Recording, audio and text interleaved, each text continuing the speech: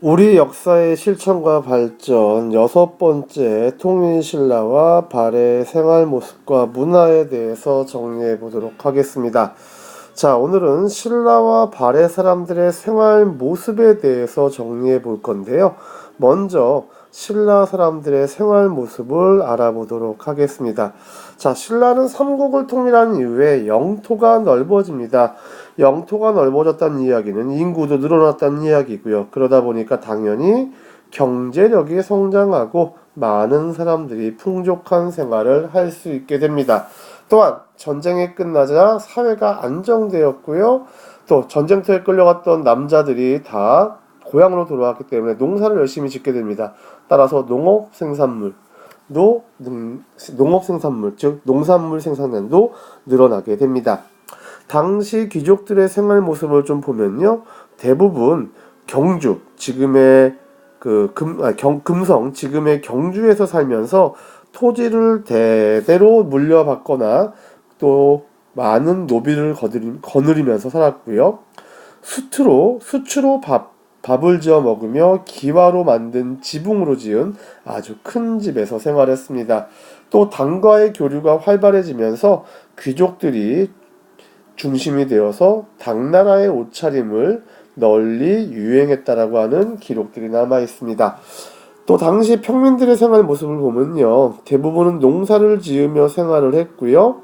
나라에 세금을 내고 또 군사 훈련이 있거나 또는 성곽이라든가 궁궐을 짓는데 동원되기도 했습니다. 주로 대부분 흙벽에 풀 또는 지프로 지붕을 이은 초가집이나 나무로 만든 집에서 생활을 했습니다. 자, 이렇게 먼저 신라 사람들의 생활 모습을 알아보았습니다. 다음은 이어서 발해 사람들의 생활 모습을 알아보도록 하겠습니다. 발해는 이제 한반도 북쪽에 위치했다 보니까 날씨가 추워서 논농사가 적합하지 않습니다. 하지만 땅은 굉장히 넓었기 때문에 다양한 작물을 재배할 수 있었습니다. 자, 이제 근래에 발해 성터에서 발굴된 유물들을 보면요, 불에 탄 콩이라든가 메밀, 보리, 수수 등이 발견되고 있고요. 각종 농기구와 저장 창고도 발굴되고 있습니다.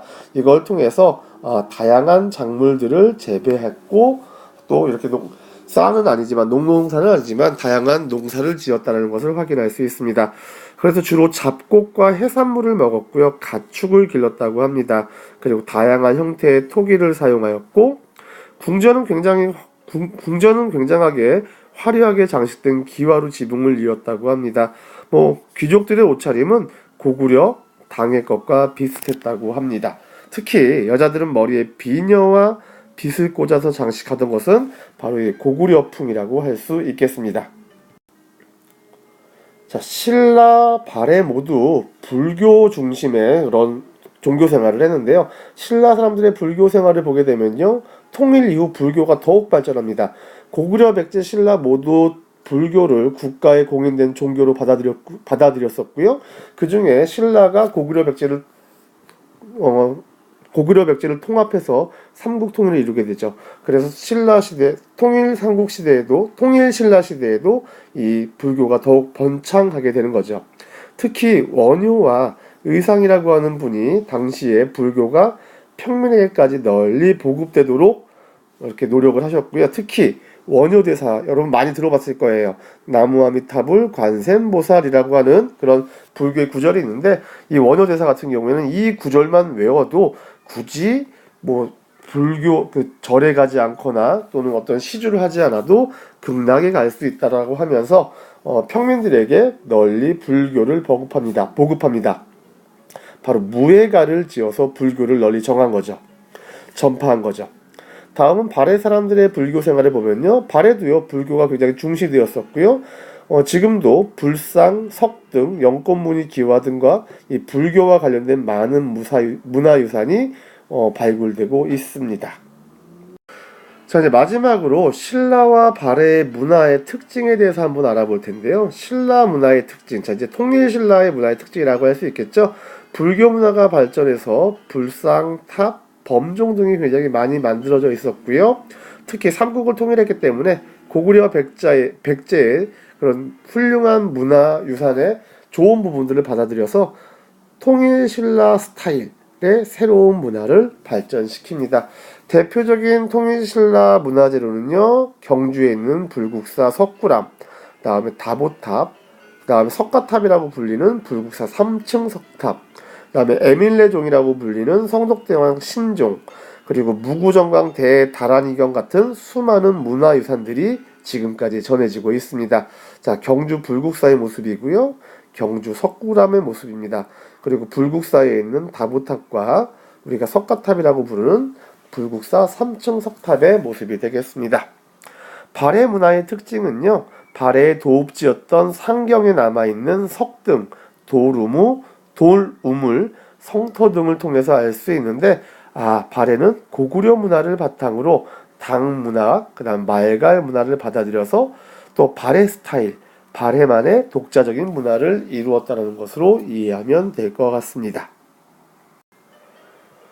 자, 이제 마지막으로 발해 사람들의 생각과 모습을 엿볼 수 있는 정효공주 무덤에 대해서 잠깐 다루고 넘어가겠습니다.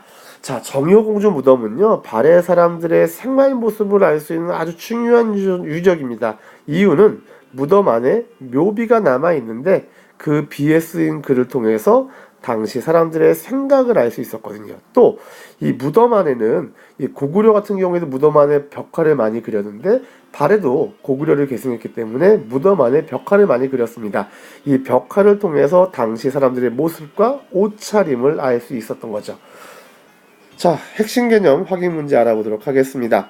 신라의 승려였던 이 사람은요, 무예가를 지어서 불교를 일반 백성들에게 널리 퍼뜨렸습니다. 나무아무탑을 관샘 모살, 바로 원효대사를 이야기하고 있고요. 자, 이것은요, 신라시대에 지어졌으며 부처님의 나라라는 뜻을 가진 절입니다. 통일신라시대에 불교 문화 유적이 가장 많이 남아있는 절인데요, 지금의 경주에 가면 만날 수 있는 석가탑과 그 다음에 다보탑이 있는, 그렇죠, 바로 불국사 되겠습니다. 자, 그 다음 이 불국사에서 탑을 수리하던 중에 세계에서 가장 오래된 목판 인쇄물을 찾아내게 됩니다. 바로 무구정광 대다란이경이라고 하는 목판 인쇄물을 발견하게 됩니다. 모두 다 이 통일신라가 불교를 중요하게 여겼다라고 하는 유물이 되겠습니다.